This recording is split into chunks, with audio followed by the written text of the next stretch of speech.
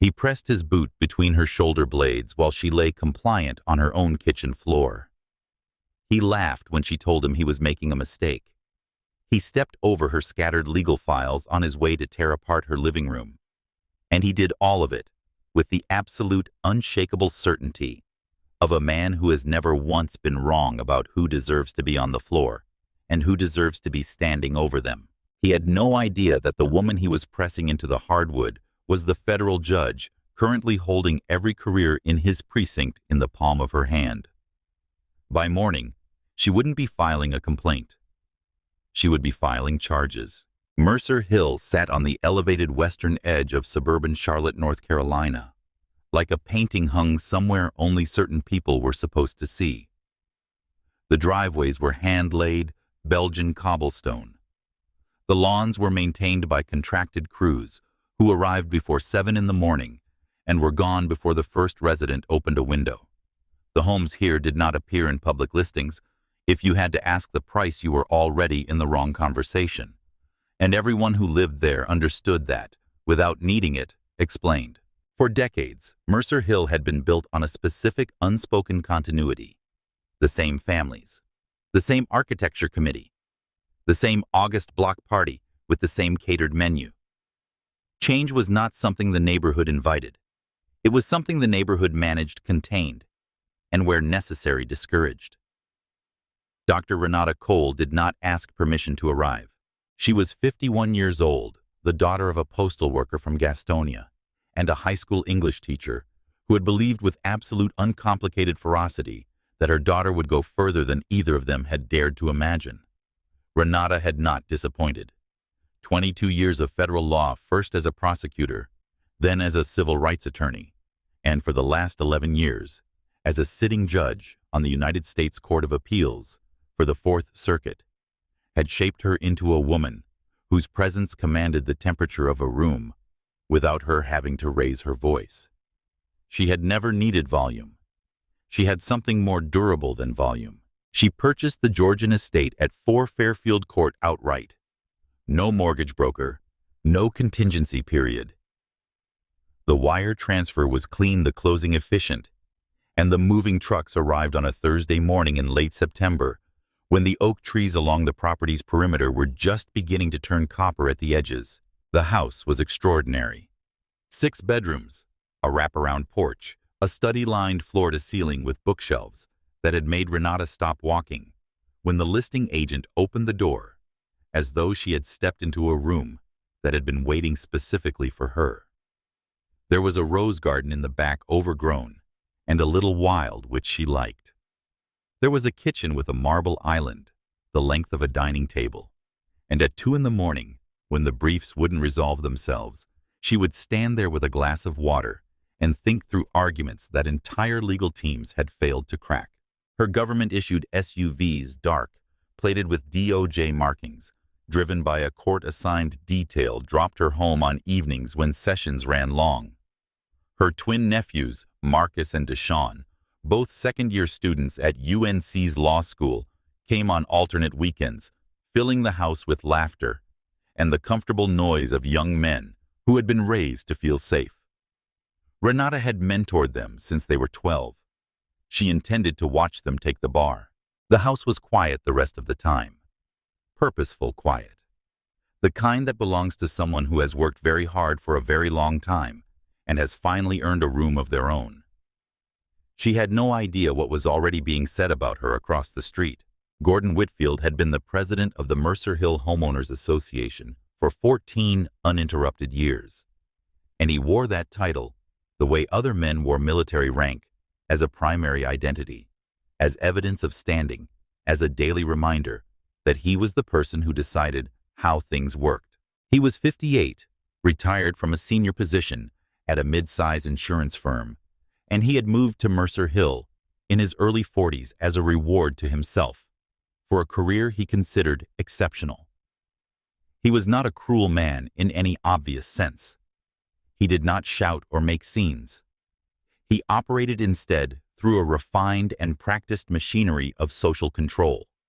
The pointed observation at committee meetings, the steering vote arranged in advance, the carefully worded community communication that left no fingerprints. It allowed him to exercise considerable influence while maintaining the appearance of a man who was simply looking out for everyone. Within 48 hours of the moving trucks appearing at number 4, Gordon Whitfield was watching from behind his plantation shutters. He watched the DOJ-plated SUVs arrive in the evenings, their tinted windows the suited driver who never got out of the vehicle. He saw the young black men on weekends, Marcus and Deshawn shooting baskets in the driveway before dinner, and his mind moving through channels of prejudice worn smooth by decades of unchallenged assumption arrived at conclusions that had nothing to do with what he was actually seeing. He started the neighborhood text chain on a Thursday. Has anyone noticed the increased traffic at the new property on Fairfield Court? Just want to make sure we're all paying attention. That's what a community is for. The Harpers. Ryan and Melissa recently purchased a colonial 2 doors down, still auditioning for belonging, responded within 4 minutes. 2 other residents offered cautious agreement. He filed the first HOA complaint within a week. The hedges were by his measurement 4 inches above permitted height. A check arrived from a Charlotte law firm's billing address within 3 days, signed by a paralegal. No personal note, no acknowledgement of any kind. The second complaint cited a noise ordinance, classical music on the back porch at 8:15 in the evening, music that Gordon had needed to walk around to the side gate to hear. Paid the same way. The third complaint was about a Saturday gathering. 6 people seated on the porch in the October warmth, eating and talking. Filed as an unauthorized community event. Check in the mail within the week. She never called. She never wrote. She never appeared at his door. She gave Gordon Whitfield absolutely nothing to engage with, and that total unbothered silence infuriated him in a way he could not have cleanly named if asked to try. He stood at his window on a Tuesday evening, watching the DOJ SUV pull away, watching the single warm light come on in the study at the far end of the upper floor, and the frustration that had been building in him settled into something harder. Something that felt to him like civic responsibility. He drove 2 towns over on a Wednesday afternoon and paid cash for a prepaid phone at a gas station off the interstate. He parked his registered Lexus GX directly in front of the store's exterior camera and did not notice it. He made the call from the far end of his garage with the door closed. He had rehearsed it: the armed men, the duffel bags, the chemical smell. And when the narcotics tip line operator answered, he delivered it with the frantic, breathless conviction of a man who had seen something genuinely terrifying. He described in fabricated detail armed sentries on the property perimeter, large black duffel bags being transferred from vehicles in the early morning hours, and a persistent chemical odor from the garage that he characterized as consistent with drug production. He gave the address as 4 Fairfield Court, Mercer Hill. When the operator asked if he wished to leave his name, he said no. He drove home, made dinner, went to bed. The tip landed on Detective Sergeant Ray Malone's desk. The following morning, flagged high priority by the duty sergeant, who had noted the Mercer Hill zip code.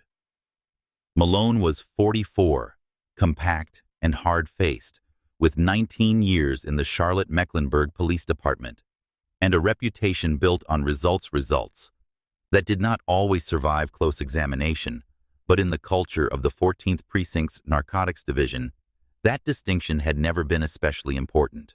His quarterly drug bust numbers were reviewed by command. The numbers determined assignments, commendations, and the kind of institutional favor that translated into protected career advancement.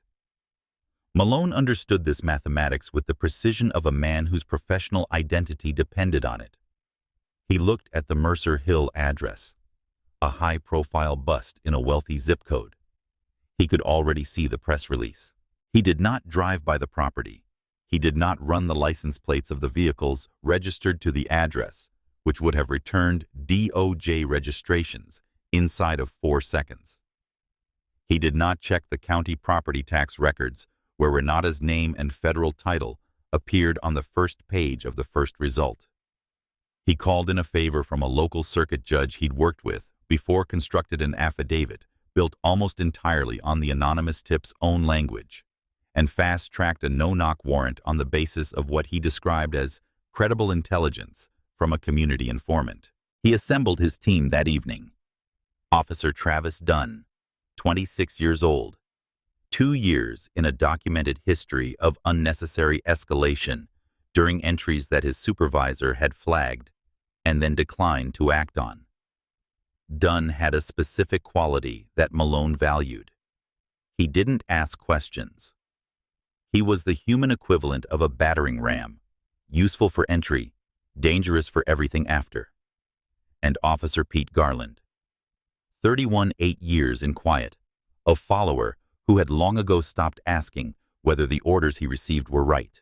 At the evening briefing, Malone pointed to the aerial image of the property on the wall screen and traced the entry points. Dunn was bouncing slightly on the balls of his feet. Garland was nodding. Not one of them thought to ask the name of the person who lived at 4 Fairfield Court. It was a muggy Wednesday night in early October, the kind of warmth Charlotte holds on to stubbornly, even as the calendar insists autumn has arrived. The oak trees along Fairfield Court were motionless. Every house in Mercer Hill was dark.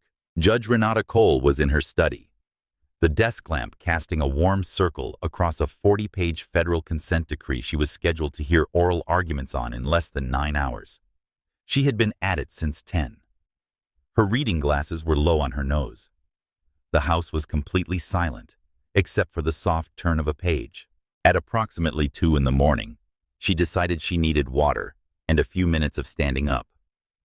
She walked to the kitchen in her silk robe, feet bare on the cool hardwood, her mind still working through a particularly knotted argument about qualified immunity that defense counsel had raised and that she had not yet found a satisfying answer to. She filled the glass at the tap. She stood at the marble island. The world exploded. The concussive percussion of a flashbang detonating on her front porch rattled the fine china in the cabinet above the refrigerator. A fraction of a second later, the heavy mahogany front door was blown completely off its hinges, crashing onto the marble foyer, with the sound of a car accident in an enclosed space, sending glass from the sidelights skittering across the tile in every direction. Police. Get on the ground. Get on the ground now. Hands. Show me your hands. The voices were layered and simultaneous, aggressive and frantic, the practiced cacophony of a forced entry designed to overwhelm the senses before a response is possible. 4 tactical flashlights swept the walls and ceiling in sharp white beams. Renata Cole placed her water glass on the marble island. She did not run. She did not scream. She turned slowly and completely to face the hallway. Her hands came up on their own palms. Open fingers spread the posture of someone who has nothing to hide and knows exactly what she is doing. She stood at the center of her kitchen in her silk robe and waited. Travis Dunn was first through the archway. His rifle was up the red laser dot, tracking across the countertops and settling on the center of her chest. He was shouting before he had cleared the door frame, his voice carrying the particular edge of a young man who had spent 2 years confusing volume with command. Hands where I can see them, on the floor. Down right now. I am unarmed, Renata said. Her voice did not rise. It was the steady, resonant tone of a woman who had spent 11 years commanding federal courtrooms, trained by years of needing to be heard across rooms full of people who did not want to hear what she was saying. You are making a grave mistake. Down, I said, down. Dunn roared, closing the distance in 3 long strides. He did not wait for compliance that was not being withheld. Dunn grabbed Renata's left shoulder and swept her legs with the forward momentum of his full body weight. She hit the hardwood with enough force to knock the air from her lungs, a sharp, involuntary compression of pain that radiated from her hip to her shoulder blade. Before she could draw breath, Sergeant Ray Malone was through the archway, and the sole of his combat boot came down between her shoulder blades, pressing her flat against the floor with a force that served no tactical purpose. It was the force of a man asserting something beyond containment. Zip her up. Garland. Pete. Garland knelt beside her. The plastic zip ties cinched around her wrists with a sharp yank that bit into the thin skin at her ulnar bones. Her circulation throbbed immediately, a pulsing pressure she noted with clinical detachment, even as the pain of it radiated up her forearms. Her cheek was against the cold hardwood. She could see the baseboards, the underside of the marble island, the corner of the cabinet. From the rest of the house came the sounds of her life being methodically dismantled, books swept from shelves, cushions, ripped picture frames, hitting hardwood floors and shattering. Renata breathed. She did what decades of high-pressure work had trained her to do. She cataloged badge numbers on chest plates, belt configurations, voice pitch and rhythm, the exact position of every man in the room. Time, 2:03 a.m. Dunn crouched, so his face was close to hers. She could smell stale coffee and the specific nervous sweat of adrenaline. Where's the product? The stash. Where is it? You think you can run an operation in a neighborhood like this, and we wouldn't find it. He let the question hang, enjoying it. Tell me where it is right now. Renata turned her head and looked up at him from the floor. Her expression was not afraid. It was not angry. It was the expression of a woman performing a thorough inventory of a man who had no idea what he had just walked into. Every second, your team remains in this house, she said, her voice precise and unhurried. You are multiplying federal charges against yourself. You are not in a position to understand what I mean by that yet. But before this night is over, you will. Dunn let out a short, mocking laugh. He looked back at Malone with the grin of a man who believed he had already won. She demands, Sarge, wants to tell us about federal charges. He nudged her side with the toe of his boot. You know what, sweetheart, save it. I've heard it all before from people with a lot more to back it up than you've got. Malone looked down at her from his full height. He saw a black woman in a silk nightgown on his kitchen floor, and the anonymous tip confirmed everything about what he was seeing. Clear the rest of the house, he said flatly. Tear it to the studs if you have to. Find the stash. He walked away. Renata lay on the cold hardwood and breathed in for 4 counts and out for 4 counts. And she thought about the 40-page consent decree on her desk and the oral arguments in 9 hours and the name of every officer in this room and what was going to happen to each of them when the sun came up. She was building the case. She had been building cases since she was 25 years old, and she had never once lost one that mattered. Pete Garland pushed open the double mahogany doors at the end of the hallway, expecting contraband. Crates, scales, stacked currency, the equipment of a criminal enterprise. His flashlight swept the room. 3 walls, floor to ceiling, packed with the dense working volumes of federal legal practice. The Federal Reporter series spanning decades of decisions. United States Code annotated. Supreme Court reporters going back to 1991. State statutes arranged by year. Legal briefs in binders with color-coded tabs. Not a decorative shelf. A working library built by someone who used it every single day. Garland lowered his weapon. He stepped further into the room, boots leaving tracks in the deep pile of the Persian rug. At the center sat a massive cherry wood desk, organized with a precision that spoke not of tidiness as a personality trait, but of discipline as a professional requirement. A yellow legal pad covered in tight, exact handwriting. A gold fountain pen uncapped beside it. Reading glasses folded on top of an open brief. And then his flashlight found the photographs. The first, the woman currently zip-tied on his kitchen floor, not in a silk robe, but in a formal black judicial robe, the full flowing kind worn by federal appellate judges at investiture ceremonies.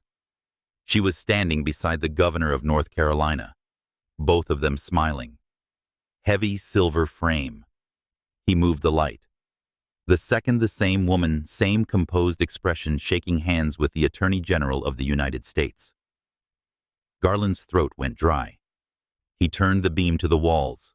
United States Court of Appeals for the Fourth Circuit. Certificate of Appointment. Signed at the bottom with the signature of the President of the United States. Department of Justice Award for Excellence in Civil Rights Prosecution. Harvard Law School Magna Cum Laude. National Association of Women Judges Distinguished Service Award. And on the corner of the desk, on a small velvet display, stand a wooden gavel.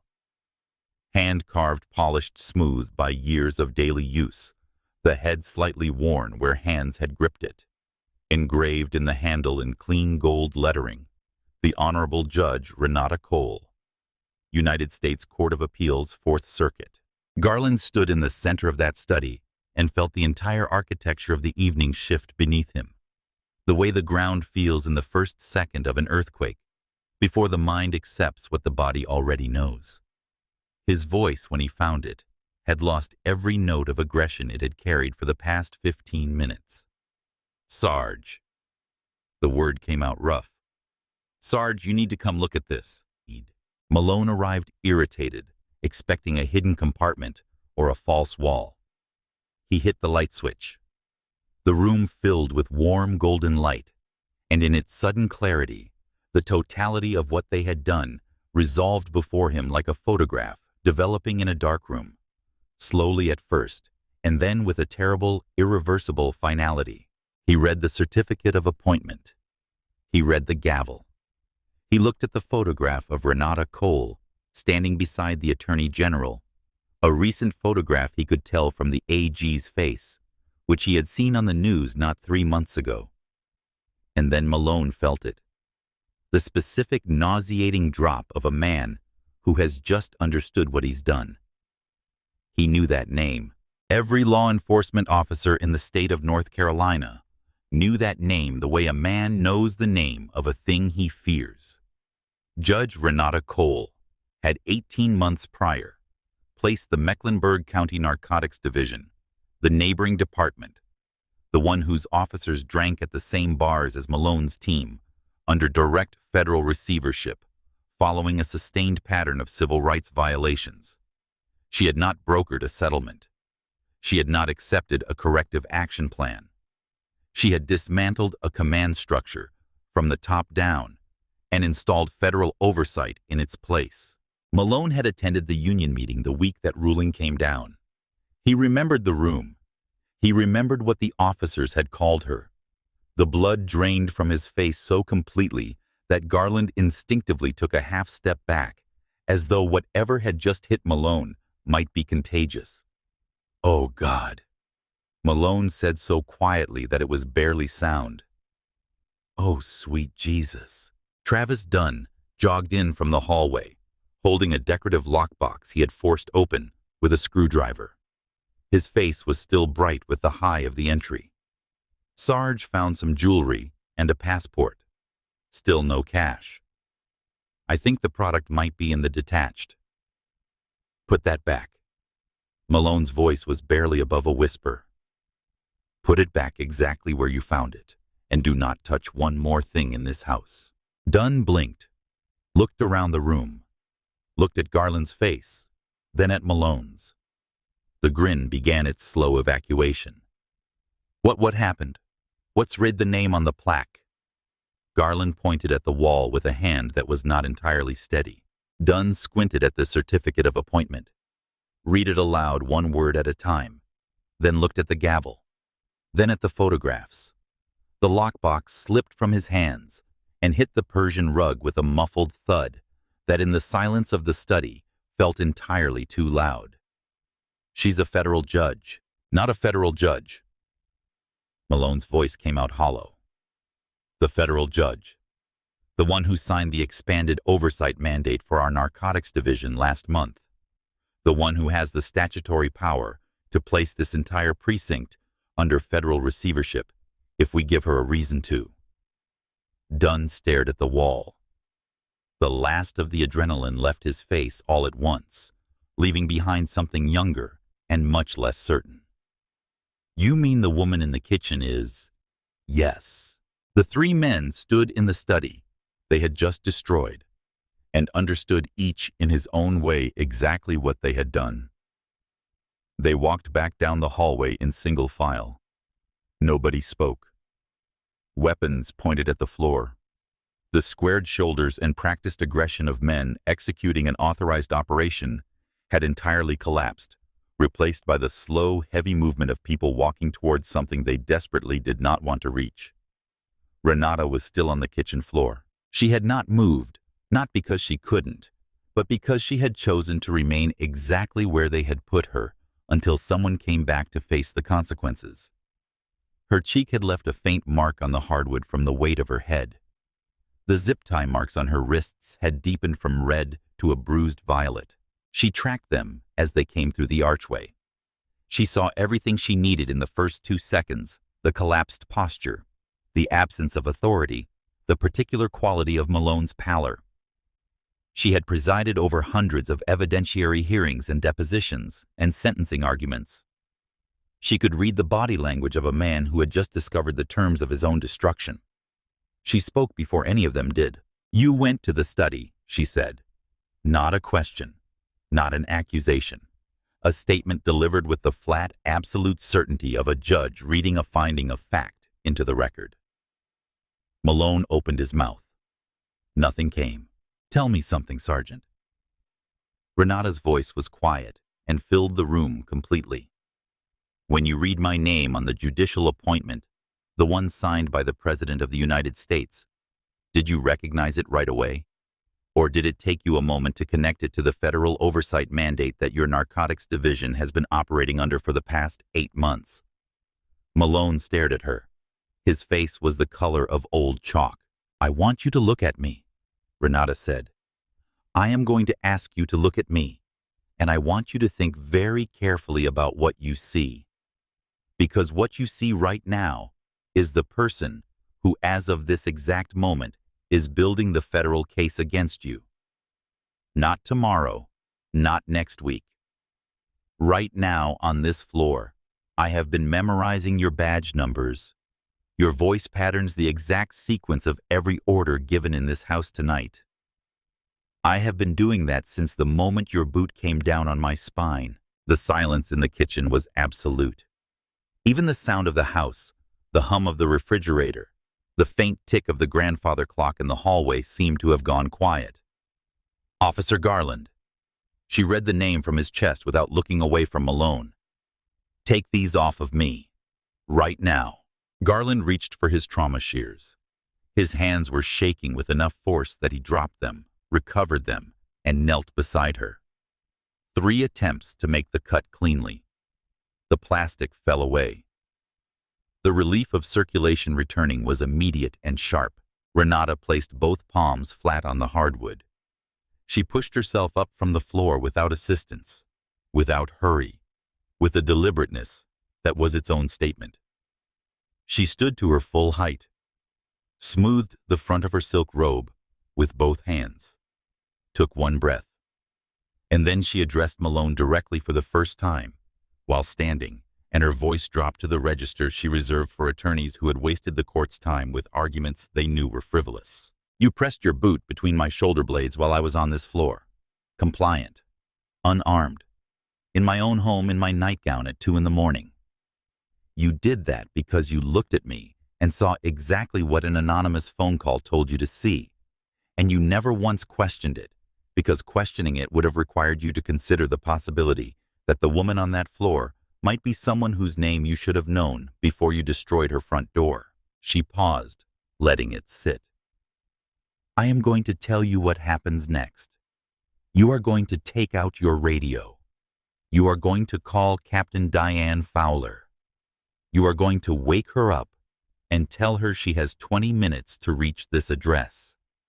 If she is not here in 20 minutes, my next call is to Special Agent Marcus Webb of the FBI's Charlotte Field Office, a man I have worked alongside on 3 federal task forces, and who will answer my call at any hour of the night. Do you understand me?" Malone's hand moved toward his radio like it belonged to someone else. across the street behind the plantation shutters of his front study window. Gordon Whitfield watched the flashing lights bouncing off the manicured lawns of Fairfield Court and felt a slow, warm satisfaction move through him. He went to bed before the lights went out. Captain Diane Fowler arrived in 17 minutes. Half in uniform, shirt, untucked collar, skewed from a drive that had been equal parts speed and rising dread. She was 53, a 26-year department survivor who had outlasted 4 chiefs, 3 reorganizations, and 1 corruption scandal that had taken down 6 colleagues while leaving her through a combination of genuine political skill and a carefully maintained distance from anything she couldn't plausibly deny completely intact. She absorbed the scene with the rapid assessment of someone who had spent decades evaluating damage quickly. The shattered mahogany door lying in the marble foyer, the broken glass on the tile, the books pulled from shelves visible through the open study doors, and Judge Renata Cole seated at the marble island in her silk robe, writing on a yellow legal pad with a gold fountain pen, her reading glasses on, not looking up when Fowler entered. Fowler opened her mouth. "Don't," Renata said without looking up, finishing the sentence she was writing. She capped the pen. Then she raised her eyes. And Fowler, who had looked into the eyes of many difficult people across many difficult situations, found that the expression on Renata's face was not angry. It was something considerably more unsettling. It was the expression of someone who was several moves ahead of the conversation they were about to have. Renata told Fowler what she wanted: the body camera footage from all 3 officers delivered to the FBI field office by 8 a.m., a full written accounting of the warrant application process, the names of every officer who entered this property, documented in a federal court filing by noon. Then she told Fowler to get out of her house. Fowler drove Malone and the team back to the precinct herself, and the conversation in that car was held just above a whisper. Back at the precinct in a conference room, with the door closed and the blinds drawn, Fowler laid it out. The tip was anonymous, no trail back to the department. The warrant had been signed by a sitting circuit judge, procedural cover. The entry had been executed with excessive force, yes, but Malone could construct a low-light conditions argument, a non-compliance narrative. It was thin, but it was something. Internal affairs was theirs to control. Civil suits took years. Judges had careers, not armies. Malone listened. Across the table from Fowler's disciplined calm, some of the color had returned to his face. His hands, which had been shaking in the kitchen, were still now. He thought about the 2-year record he'd built in narcotics.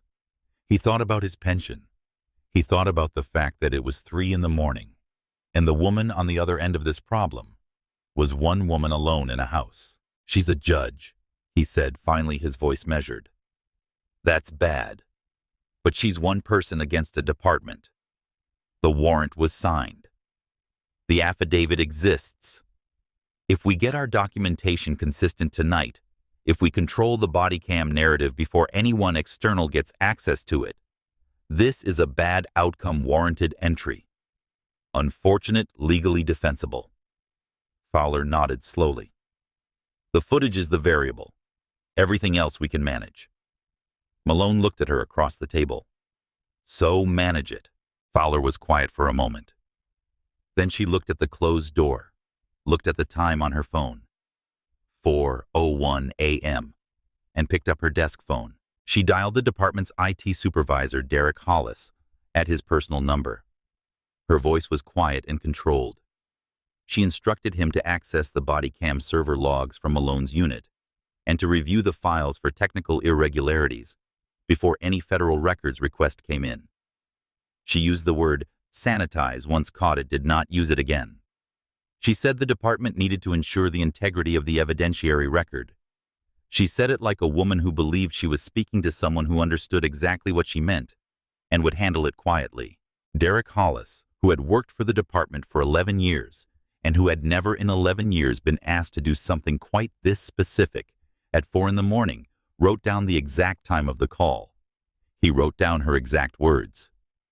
He looked at his notepad for a long moment. Then he sat back in his chair and thought carefully about what he was going to do next. At 4:47 in the morning, Derek Hollis called the FBI's Charlotte field office. Duty line asked to be connected to Special Agent Marcus Webb and read from his notepad. The last patrol vehicle pulled away from Fairfield Court at 3:42 in the morning. Renata watched the taillights disappear around the bend from the frame of her destroyed front doorway, the night air warm against her face. Then she went inside, stepped carefully over the remains of her door, walked to the kitchen, and sat down on the floor. Not at the island. On the floor itself. In the exact spot where they had held her down. She allowed herself 30 seconds. She had made this bargain with herself years ago in a courtroom in Richmond during a trial that had required her to hear testimony that no person should have to hear without breaking 30 seconds was what she permitted. Not more, because more was not available to her. She looked at her wrists. The marks from the zip ties had deepened from red to a vivid bruised violet. She pressed her thumb gently against the inside of one wrist and felt the ache of compressed tissue, and she held that feeling for the duration of her 30 seconds without looking away from it. She was 51 years old. She had graduated Harvard Law in the top 3% of her class. She had argued before the 11th Circuit. She had been appointed to the federal bench by a sitting president, confirmed by the Senate, and had served 11 years without a single complaint to the Judicial Council.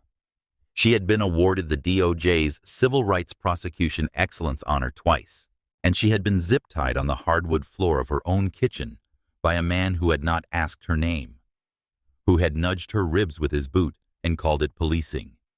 She breathed in for 4 counts, held for 4, released.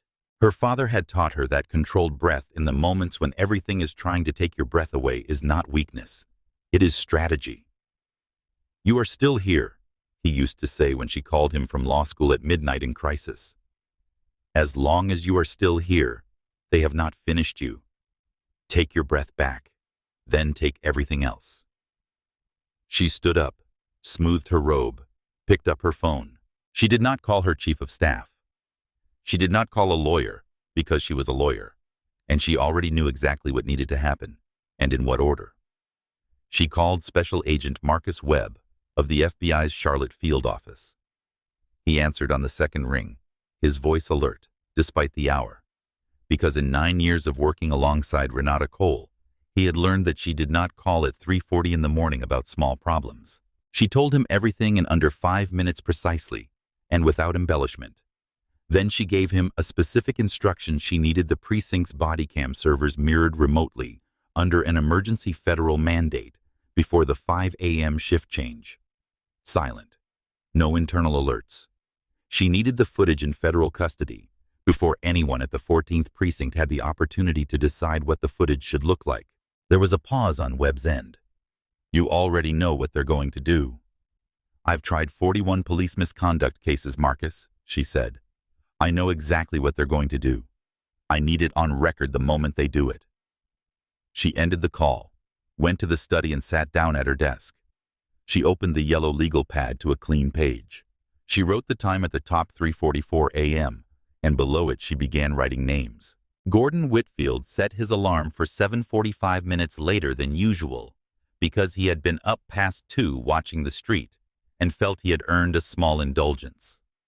He made his French roast ground fresh, carried the mug to his bay window, and looked across Fairfield Court with the settled anticipation of a man who expects to see the satisfying aftermath of something he set in motion. He expected crime scene tape, a foreclosure notice, the empty declared silence of a property that had been reclaimed by the proper order of things. Instead, 4 black Chevrolet Suburbans with tinted government plates parked in a precise line along the cobblestone driveway of number 4. Men and women in dark suits and tactical windbreakers, the bright yellow letters on their backs, readable even from across the street. FBI. Gordon lowered his mug. He assumed with the particular confidence of a man who cannot see past his own assumptions that the FBI's presence confirmed his instincts. The operation at number 4 had simply been larger than the local department could handle. He had been right all along. The problem was bigger than he'd realized. He picked up his phone and opened the neighborhood text chain. He typed, "Looks like my concerns were well-founded. The FBI is involved now. This is exactly why we have to be vigilant about who we allow into our community." He was composing a second message when 3 sharp knocks landed on his front door. Gordon walked to the foyer with the unhurried composure of a man who has never had reason to be afraid of unexpected visitors. He pulled the door open with a practiced, pleasant expression. Special Agent Marcus Webb stood on his porch, 6'2" broad through the shoulders, wearing a charcoal suit that fit him with the precision of a man who understood that appearance carries weight. His face offered absolutely nothing in the way of social warmth. Behind him, 2 agents stood with their hands resting at their belts. Webb held his badge folder open in his left hand. In his right, a thick folder of documents. "Gordon Whitfield," he said. A statement, not a question. "Yes." Gordon's voice went up a quarter step without his permission. "We're not here about the house across the street, Mr. Whitfield." Webb reached into the folder. He produced a small digital recorder and pressed play. Gordon's own voice filled the quiet October morning of Fairfield Court. Frantic, specific, fabricated. "Yes, they have guns. I saw them. Black duffel bags moved after midnight. It smells like a meth lab from the garage. You have to send someone now. It's a danger to our entire community." The recorder clicked off. Gordon's hand found the doorframe. "When you purchased that prepaid phone, Webb said you paid cash. You parked your registered Lexus GX directly in front of the store's exterior security camera, which records in high definition to a cloud server. We have footage of you buying the phone. We have cell tower data placing that phone at this address at the exact time the call was made." Gordon opened his mouth. I was just trying to protect." "Do you know who lives at that address, Mr. Whitfield?" Webb waited. Gordon shook his head very slightly. "That is the Honorable Judge Renata Cole, a sitting federal judge on the United States Court of Appeals for the 4th Circuit. Because of the fabricated statements you transmitted through a federal communications network, a heavily armed tactical team breached her home at 2 in the morning, assaulted her, and detained her unlawfully in her kitchen." Webb nodded to the 2 agents behind him. "Turn around, Mr. Whitfield, and place your hands behind your back. My husband is a senior vice president at—" The agents stepped forward. Gordon Whitfield was walked out of his front door in handcuffs in his bathrobe on a beautiful October morning, while the neighbors he had spent 14 years managing and steering watched from their lawns and driveways in a silence that contained very little surprise. The 14th Precinct's bullpen operated that morning in a silence so complete that officers kept checking the clock to see if time was passing normally. It was. Nobody spoke above a murmur. All eyes moved periodically and involuntarily toward the frosted glass of Captain Fowler's corner office, whose blinds had been drawn since before 7, something that in 26 years of her tenure had never happened before noon. Inside, 3 people sat in a geometry of mutual recrimination. Fowler was behind her desk, which usually conferred authority, and this morning felt like a dock. Sergeant Ray Malone was in one of the plastic chairs across from her, hands folded on his knees, with the rigid stillness of a man holding himself together by force of will. And Police Chief Stuart Greer, who had driven from headquarters the moment the news reached him at 7:45, still carrying the coffee he had not had time to finish, stood at the window with his back to both of them. Greer was 60, deliberate a man who had spent his career building an institutional reputation he believed was durable. What he was feeling as he stared at the parking lot was the specific nauseating sensation of watching something he had relied on reveal itself as hollow. "Walk me through it," he said without turning. "All of it. From the warrant." Malone walked through it. The anonymous tip, the affidavit, the circuit judge, the team, the entry, the study, the name on the gavel, Greer turned from the window when Malone finished. He looked at Malone the way a man looks at a bill he cannot afford and cannot return. She is currently overseeing the civil rights consent decree for this entire department, he said. His voice was very quiet, in a way that had nothing to do with volume. She has the statutory authority to place this precinct under federal receivership.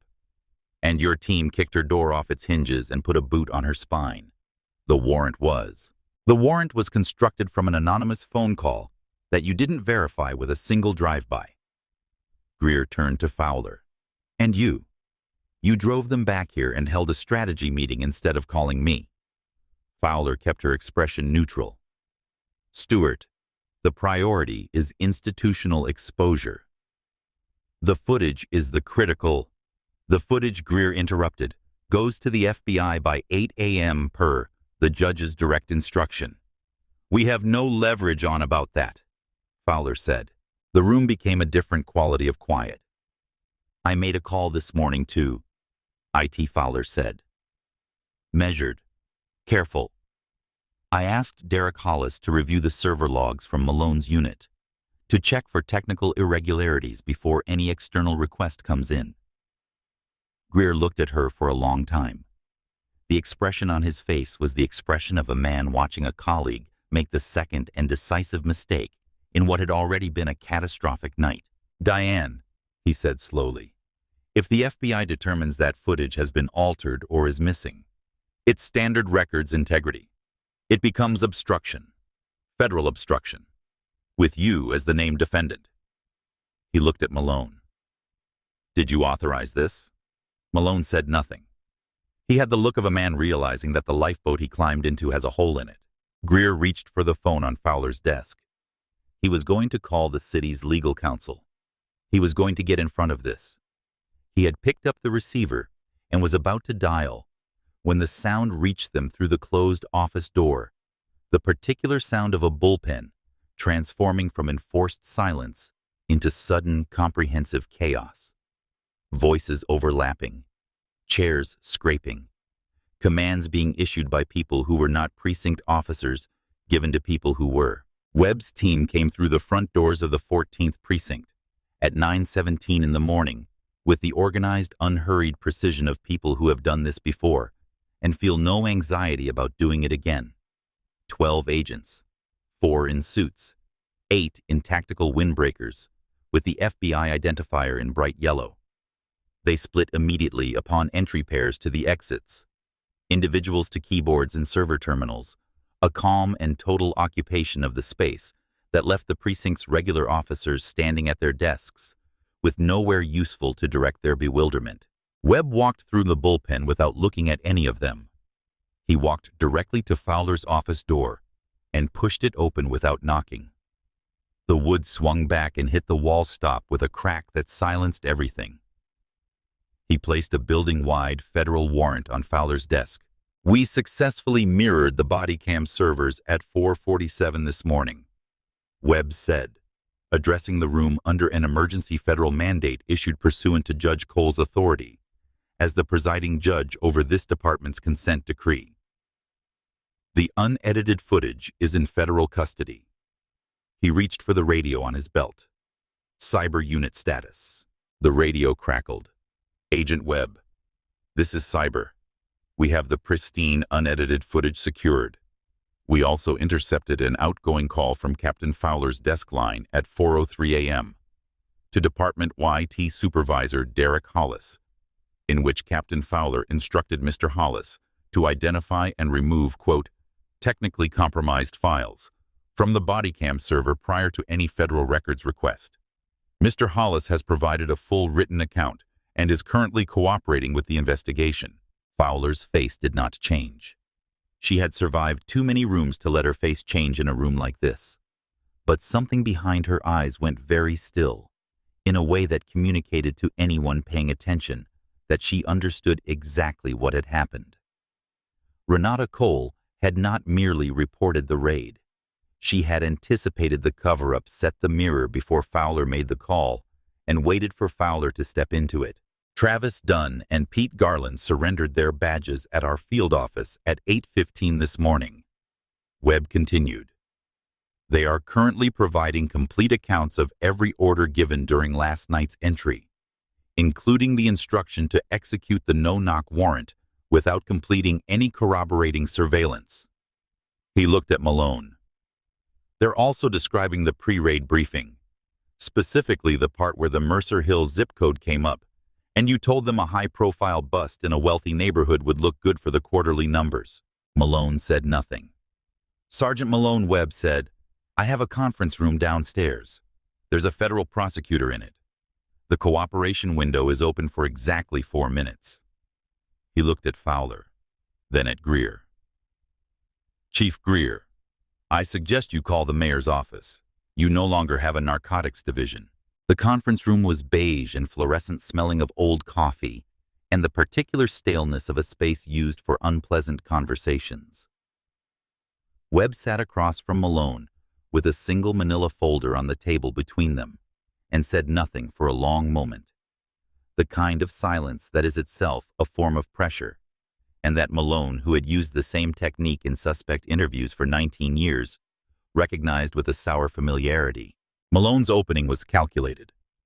He leaned forward, hands flat on the table, and positioned Fowler as the architect. The institutional pressure to produce numbers had come from her office. She had known about the warrant application and had not asked questions because she hadn't wanted answers. If Webb was looking for the culture that had made this raid possible, the answer was Fowler's 16-year management of a results-at-any-cost division. Webb listened without expression. When Malone finished, he opened the manila folder and slid a single document across the table. The warrant application timestamp log. Malone's name. Malone's badge number. Malone's individual sign-off time-stamped at 11:43 the morning before the raid. No co-signature. No senior authorization requested or obtained. The warrant had been Malone's alone from its inception. Beneath it, Webb produced this, slowly giving Malone time to see it coming, was the forensic trace report on the anonymous tip. Cell tower data. Gas station surveillance footage. A registered Lexus GX parked directly in front of the camera. A high-definition photograph from the footage timestamp, visible Gordon Whitfield at the counter, prepaid phone in hand.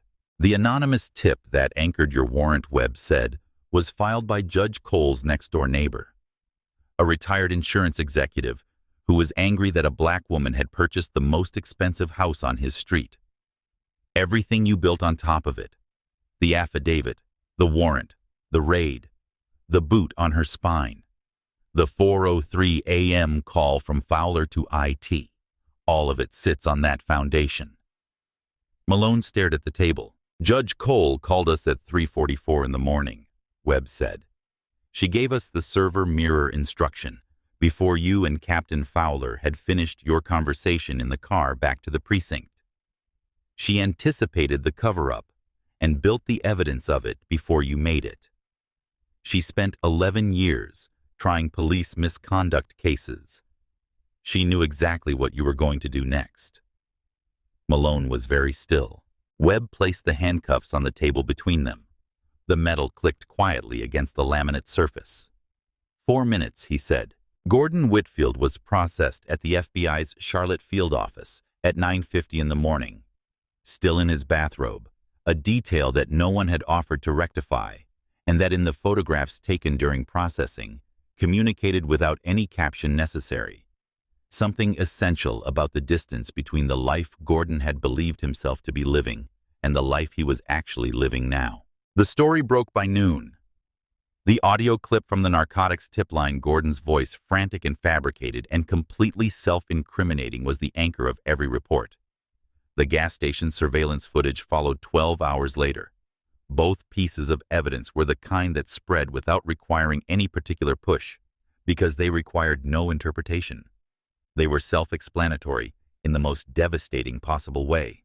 The neighborhood text chain Gordon had built 14 years of cultivated paranoia, now screenshots on a national news outlet, submitted by a Mercer Hill resident who had been quietly uncomfortable with it for months, was read by millions of people in the context of what Gordon had actually done, and formed a portrait, that his attorney advised him urgently and repeatedly not to comment on publicly. His wife filed for separation within the week. She moved to her sister's house in Raleigh, changed her number, and began the process of disentangling herself from a man she had watched build toward this for years and had said nothing about a failure she would spend considerable time accounting for. The HOA board voted 7-0 to remove Gordon as president, revoke his community communication privileges, and issue a formal statement. The Harpers submitted their vote by email and did not attend the meeting. The house went on the market. It sat for a month. The legal fees were mounting, and the name Gordon Whitfield now returned in the first result every time anyone searched the address. His attorney negotiated. But there was no defensible frame for what Gordon had done. A fabricated report transmitted through federal infrastructure, which had directly caused an armed assault on a sitting federal judge. The charges were federal wire fraud, making false statements to law enforcement, and civil rights violations under Title 18. There was only what he had done. There was no other version. The FBI released the unedited body cam footage on a Thursday afternoon, and it became within 6 hours the most watched video in the country. It showed everything. Renata Cole at the kitchen island. Hands raised, open-palmed, unarmed, compliant, clearly stating that she was unarmed. Dunn crossing the kitchen and sweeping her legs without any non-compliance to justify it. Malone's boot between her shoulder blades while she lay motionless and offered nothing.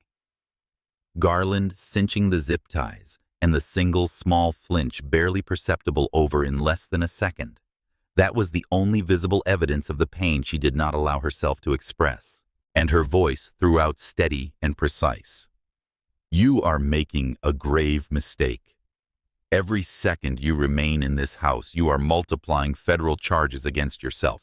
The image that became the story's defining visual was not from the body cam footage. It was a photograph taken by an FBI evidence technician during scene documentation. Renata's wrists resting on the marble island, the deep violet bruising from the zip ties, vivid against her dark skin. Placed beside it in the layout, every major outlet used was a copy of her federal judicial appointment certificate. The contrast required nothing written beneath it. Captain Diane Fowler was suspended without pay and stripped of command by 4 in the afternoon. Chief Stuart Greer submitted his resignation to the mayor's office at 5, rather than wait for the removal conversation that was already being scheduled. The police union, in the first public statement of its kind in the department's institutional memory, issued a 2-paragraph release stating that the conduct depicted in the footage was inconsistent with the values of professional law enforcement, and that the union would not be providing legal support to the officers involved. The statement was read carefully by Judge Renata Cole that Thursday evening in her study at her desk with a cup of tea. She added a brief notation to the yellow legal pad she had been keeping since 3:44 in the morning of the raid. Then she turned back to the brief she was preparing for the following week's oral arguments. There was always more work to do. Courtroom 3B of the Richard B. Russell Federal Building in Uptown Charlotte held none of the warmth of Renata's Georgian study. It was marble and mahogany and fluorescent efficiency, and on a Tuesday morning in early July, it was very full gallery-packed press section, overflowing into the side aisles. The specific electric stillness of a room that understands it is witnessing something that will be remembered. At the defense table in civilian clothes sat 4 defendants. Gordon Whitfield in a navy suit that was slightly too large for the weight he had lost. Ray Malone, gray-faced, sitting very still. Travis Dunn, who was 27 now and looked younger than that, in the way that frightened people sometimes do. And Diane Fowler, whose composure had survived everything, and whose hands resting flat on the defense table gave nothing away. Presiding was the Honorable Judge Leonard Ashford, Renata's colleague for 17 years, a man who had begun his legal career in the DOJ's Civil Rights Division in the 1980s, and who had spent 4 decades watching every variation of institutional power abused by people who believed they were protected from consequences. He was not theatrical. He did not grandstand. He sentenced with the same quiet precision with which he did everything, and people who had appeared before him had learned that the absence of drama did not indicate the absence of gravity. Renata was in the second row of the gallery. Not in any official capacity, the case had been prosecuted by the U.S. Attorney's Office efficiently and without fanfare. She was there as herself. Charcoal linen blazer leather portfolio on her lap, her reading glasses folded on top of it. She had not looked at any of the defendants since taking her seat. She looked at them now. Judge Ashford began with Gordon Whitfield. "Mr. Whitfield." He said the words measured and deliberate. "I want to be precise about what you did because imprecision allows people to tell themselves more comfortable stories than the facts support. You did not make a mistake. You did not act out of genuine civic concern. You saw a black woman purchase a more beautiful home than your own, and you could not tolerate it. You used a federal communications network to transmit fabricated statements that you knew that you intended would result in a violent police response at her address. You did not know who she was. And I want to be unambiguous that it would not have mattered if you had. What you did was wrong in every circumstance, not merely this one." Gordon kept his eyes on the table. His attorney's hand moved slightly toward him and stopped. "For federal wire fraud, making false statements to law enforcement, and civil rights violations." Ashford continued, "I sentence you to 84 months in federal prison without the possibility of early release. You will serve every day of it." The sound Gordon made was barely audible. Ashford moved to Travis Dunn, who had cooperated fully and whose testimony about the pre-raid briefing had been a significant component of the government's case. "Officer Dunn, your cooperation is noted and reflected in this sentence. It does not erase the footage. Nothing will erase the footage. You made the choice to use force against a compliant unarmed woman, and you made it because nothing in your training or your institutional culture had given you reason to hesitate. That is a failure that extends beyond you. But you are the person who made the choice in that specific moment, in that specific kitchen. For deprivation of rights under color of law, I sentence you to 48 months in federal prison." Dunn pressed his eyes shut. Pete Garland received the same. He did not react visibly. He had spent 9 months expecting this, and had apparently finished his reacting some time ago. Diane Fowler received 96 months, 8 years, for obstruction of justice and conspiracy to destroy federal evidence. Her attempt in cooperation negotiations with the prosecution to position herself as a passive bystander to Malone's decisions had not survived contact with the 4:03 a.m. call log, and the prosecution had not been inclined toward leniency for a senior officer who had chosen in the critical hours after the raid to reach for erasure instead of accountability. Judge Ashford turned to Ray Malone last. "Sergeant Malone," he said, leaning forward slightly over the bench, "you were the architect. Not of the prejudice that produced the anonymous tip. Gordon Whitfield's bias existed long before you received his phone call. But you took that bias and you built something with it. You built a warrant. You built a narrative. You sent 3 officers into a federal judge's home at 2 in the morning on the strength of a fabricated tip that 5 minutes of basic due diligence would have exposed as fiction. You did not do that due diligence because the bust was the point, because the quarterly numbers were the point, because who was in that house, what name was on the deed, what might happen to your career if you had simply checked, was a question you chose not to ask." Ashford looked at him steadily for a long moment. "For civil rights conspiracy, deprivation of rights under color of law, and abuse of official authority, I sentence you to 132 months in a federal correctional institution, 11 years. The gavel came down with the flat, decisive sound of a door closing permanently. In the second row of the gallery, Renata watched the federal marshals move toward the defense table. She watched Gordon Whitfield's knees buckle slightly when the handcuffs were applied. She watched Malone stand without assistance and walk toward the side door without looking back at anything. She did not feel triumph. What she felt was older than triumph and quieter, a deep, exhausted recognition that something long overdue had finally arrived at its destination. She thought of the 42 civil rights cases she had presided over in 11 years. She thought of the plaintiffs in those cases, the people who had sat in similar galleries in similar buildings, waiting for moments like this, and had not always gotten them. She thought of her father's voice at midnight. As long as you are still here, they have not finished you. She was still here. She picked up her portfolio, straightened her blazer, and walked out into the hallway. She had oral arguments at 2 o'clock. She was already thinking about them. The shattered mahogany door at 4 Fairfield Court was replaced within a week. Renata chose the same wood, the same craftsman, the same design, and asked him to make it slightly heavier than the original. She did not leave Mercer Hill.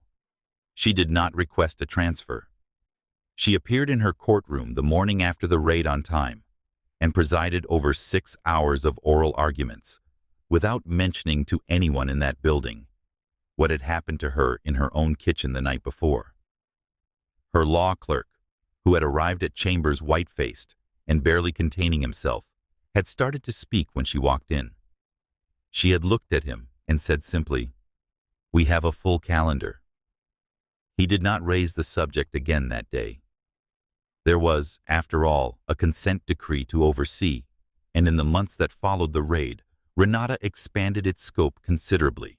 More oversight provisions, mandatory body camera reforms with federal audit rights, a new civilian review board with independent subpoena authority, a requirement that all no-knock warrant applications be reviewed by a federal magistrate before submission to any local circuit judge. The 14th Precinct's Narcotics Division was restructured entirely, its command vacant, its procedures rebuilt from the foundation up under the direct supervision of the court. The case became required reading in law school civil rights seminars within 18 months of sentencing. A professor at the University of Virginia devoted an entire module to it. Renata was invited to guest lecture. She spoke for 90 minutes without notes and spent the last 20 minutes taking questions from students who wanted to know how she had remained so calm. She told them the truth. She hadn't remained calm. She had chosen calm, which is a different thing entirely. And the difference between those two things was the difference between being destroyed by what was done to her and using it to dismantle the structure that had made it possible. On a Saturday morning in early October, almost exactly 1 year from the day she had moved in, Renata walked out into her rose garden with a watering can. The roses she had spent the year slowly reclaiming from their overgrown state were finally and fully in bloom. Red and white filling the morning air with a fragrance that carried over the wall and across the yard. She was working the water along the base of the oldest plant when laughter came from across the street. The family who had moved into Gordon's former house, a couple and their young daughter, were in the driveway with sidewalk chalk. The little girl saw Renata looking and raised one arm straight up in a wave, the chalk still in her hand, leaving a small pink arc in the air above the cobblestones. Renata raised her hand in return. The little girl went back to her drawing. Renata turned back to her roses. The neighborhood was quiet around her, not the enforced, watchful quiet of a place that believes it has something to protect from certain people, but the quiet of a place that has set something down and moved past it. And she breathed the morning air and understood with a clarity that required no particular thought that this was exactly what she had come here for. She turned off the water, wiped her hands on the garden towel, walked back into her home. Tomorrow she had court. There was always more justice to be served, and she had never once been late for it. The story of Judge Renata Cole is a reminder that arrogance is not armor, and that the people who mistake silence for submission always pay the highest price for the confusion. The men who broke down her door that night thought they were protected by a warrant, a union, and a neighbor who would never be found. They lost their badges, their pensions, their freedom, and their futures, because the woman they pressed to the floor turned out to hold all of it in the palm of her hand. and she had been building the case from the moment his boot touched her spine. If this story had your heart pounding, smash that like button and subscribe to our channel for more stories where the truth cannot be buried and real accountability always finds its way home. And leave a comment below, because I want to know when Officer Dunn came back to the kitchen and Renata spoke before any of them did. Should she have said her name the moment he walked through the door? Or was waiting, letting them dig their own grave, the right call? Tell me what you would have done. I read every single one.